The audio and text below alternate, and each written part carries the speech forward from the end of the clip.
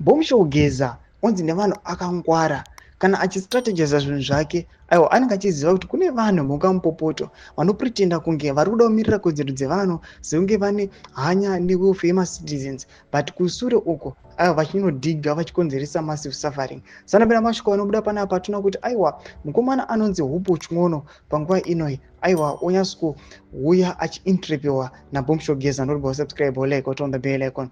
Tinopinda pahendo panapa yatiri kuona yaBomushogeza anobuda papost yake paofficial hand yake yeX yamakaziya moziva yakataura kuti ndo yemacommunications amuda kutaura achiti, fellow Zimbabweans, I would like to advise you that I'm not taking part in any discussions on X space with anyone.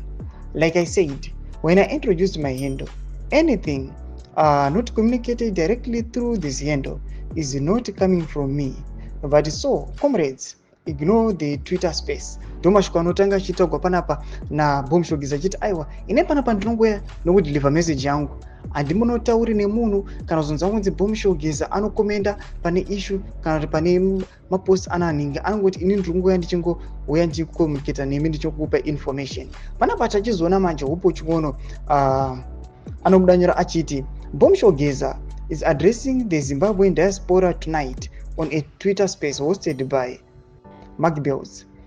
Blessed Geza, a war veteran and former intelligence officer, is leading the public fight against President Mnangagwa's third term agenda. Ndomasvika anobuda itoka panapa na Hupo Ching'ono achiti aiwa Bomushogeza ari kuleader another X space. Panapa tunaona communism vanoya vachitora those two posts vachikombera kuti aiwa Geza outsmarts GED. Hupo si X spaces entrapment. Ndomasvika anobuda nyoko panapa zvinzi aiwa Hupo Ching'ono hachinasi kunzwisisika kuti aiwa achiri kutarisa nezvewelfare yevanhu here kana kuti nhau dzake dzisiri credible. Vanhu vanenge vachipindura vachiti which is which, which is which sezvamuri kuona dzakasiyana idzo. Vamwe vobuda nyora chiti Hupo murakashi, vamwe vanobuda nyora chiti kane dzunguwo kamunoti Hupo ako, vanobuda nyora chiti Hupo well is a more, vanobuda chiti Hupo achimutuka oti chimbwasungata onya chiti samaiya. Ndomasvika anobuda nyorwa panapa toona kuti aiwa people